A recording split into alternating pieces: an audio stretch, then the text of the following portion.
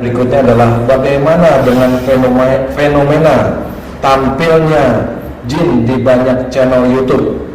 Kesannya seperti mereka bukan lagi makhluk gaib. Bagaimana menurut Ustaz? Iya, sebenarnya yang harus diperhatikan oleh orang siapapun sebenarnya gini, gaib itu ada dua, gaib idofi sama gaib hakiki. Gaib idofi itu kayak mamanya zamannya Rasul tidak ada pesawat terbang, sekarang sudah ada, itu idofi. Gaib itu sesuatu yang belum ada pada waktu itu, ada di berikutnya, itu idofi. Kemudian yang hakiki, gaib hakiki itu apa? Gaib hakiki itu Allah, itu gaib hakiki, manusia nggak akan sampai. Kemudian surga neraka itu gaib hakiki. Kemudian malaikat itu gaib hakiki bagi hampir semua orang. Tapi kecuali Nabi Rasul itu beda. Nah inilah yang harus dibedakan. Jadi gaib hakiki bagi orang, tapi gaib hakiki belum tentu bagi Rasul. Contoh, contoh aja. Kita membuka diri. Pada waktu Rasulullah perang Badar, Allah menurunkan, jelas sekali di dalam Al-Quran, Allah menurunkan para malaikat untuk membantu Rasulullah. Dan musuhnya melihat malaikat itu temannya Rasul, itu melihat. Padahal itu gaib hakiki. Tetapi atas izin Allah, para sahabat Rasul yang berperang itu tahu itu malaikat. Para musuh Rasul, mereka tahu itu bantuan dari Allah. Nah, inilah yang harus kita pikirkan, bahwa Allah itu punya cara untuk mengetahui.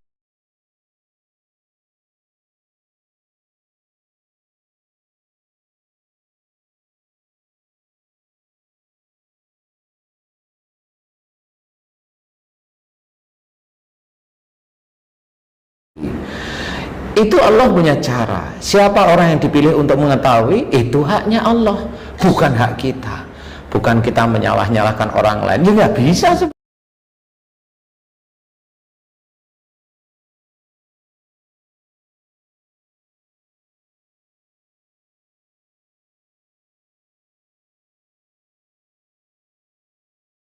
seperti itu.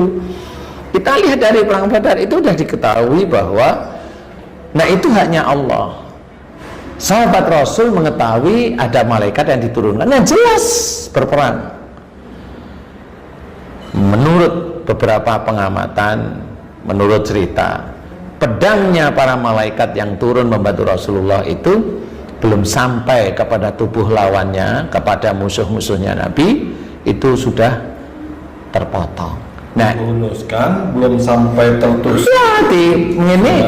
Sudah terpotong. Nah, itu haknya Allah di situ. Jadi, kenapa itu terlihat? Lah itu haknya Allah, nggak bisa dijawab yang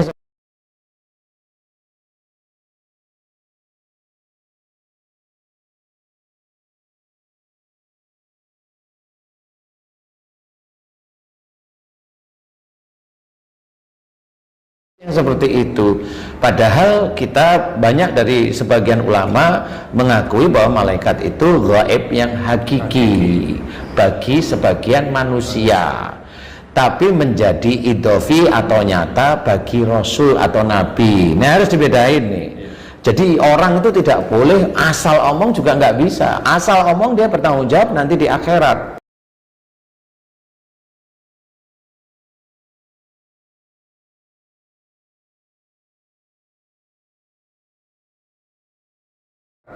Ya, nah kemudian bagaimana dengan keberadaan sekarang jin itu di channel YouTube kok banyak? Lah ya itu karena jin itu gaib idofi, makanya itu kelihatan. Yang dulunya itu diceritakan goab terus menerus, itu kan bagi mereka yang nggak lihat. Lah kalau sekarang di YouTube dilihat, ya memang begitu.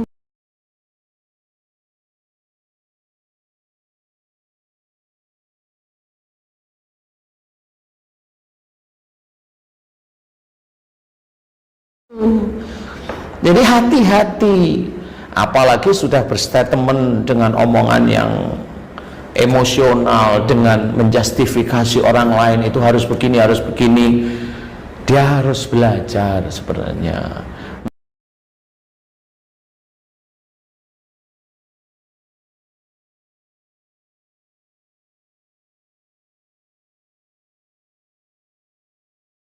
Makanya kalau orang jangan merasa benar. Kalau Allah mau berhak silahkan.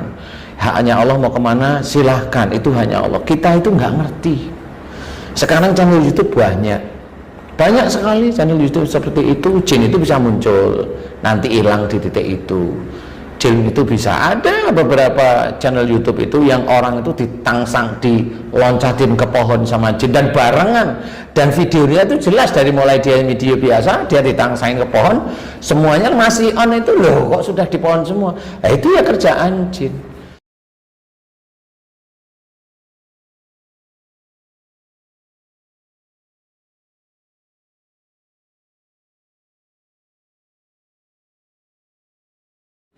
Nah itulah gaib idofi yang sebenarnya manusia itu masih bisa diizinkan. Kenapa? Itu bersinggungan dengan manusia. Tidak akan aku ciptakan jin dan manusia kecuali beribadah kepada diriku. Itu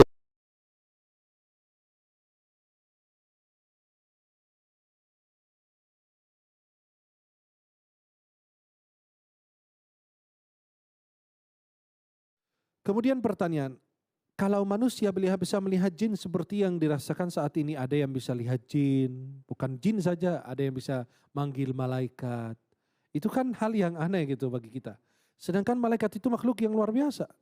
Ya, kalau Nabi SAW saja rindu kepada Jibril dan Jibril nggak turun-turun. Kemudian Nabi bertanya kepada Jibril, kenapa nggak turun ke saya? Saya merindukanmu. Allah turunkan firman, wa ma natanazzalu illa bi amri rabbik. Kami tidak turun melainkan dari perintah Tuhanmu. Ini wanita bisa mengundang malaikat, bisa mengundang jin. Luar biasa itu ya, hebat. Ya, coba bayangkan para pemirsa, dia mampu mengundang malaikat. Nabi bertemu dengan Jibril 2 kali. Yang pertama itu ketika Nabi diutus, Iqra ma'ana biqara, bacalah pertama kali di Gua Hira. Nabi SAW meriang, nggak sanggup, nggak kuat. Malah ini perempuan bisa mengundang malaikat. Ajib kan?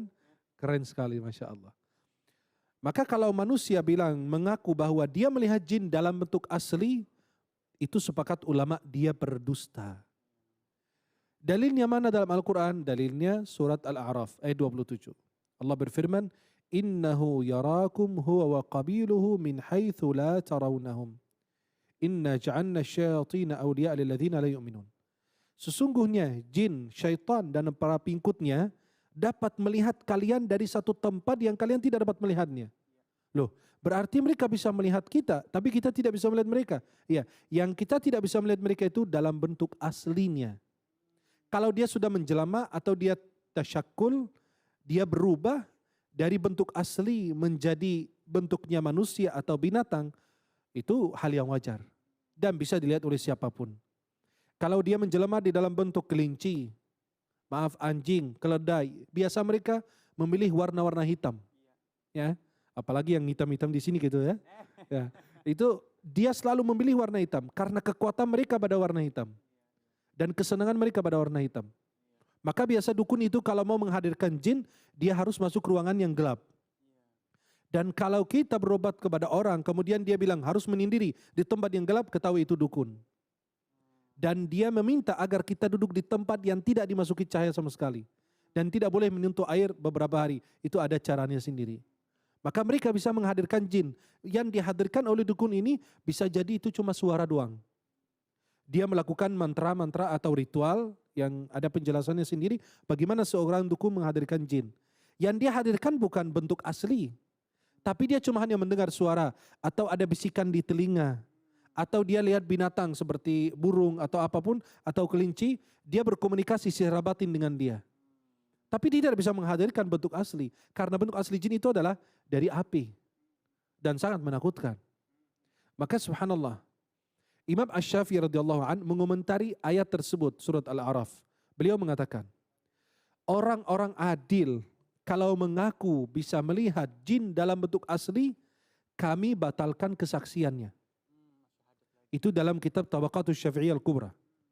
Imam Syafi'i mengatakan, jika ada orang manusia, orang yang adil, orang yang hebat, yang pintar, yang bijaksana, mengatakan aku bisa melihat jin dalam bentuk asli, itu kata beliau selain para nabi dan rasul.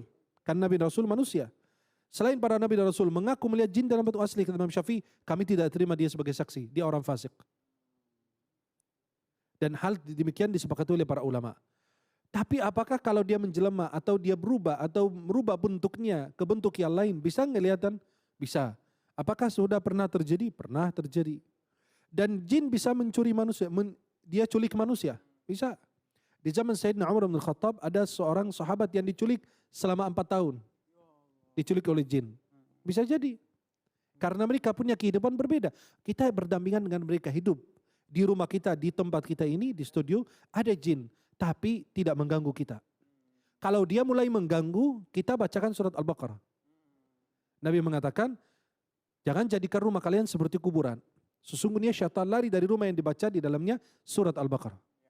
Maka kalau terdengar suara aneh atau ada gerakan atau sesuatu yang aneh di dalam rumah, nggak usah takut. Kenapa? Memang di setiap rumah ada jin. Ada jin beriman, ada jin yang mengganggu dan lain sebagainya.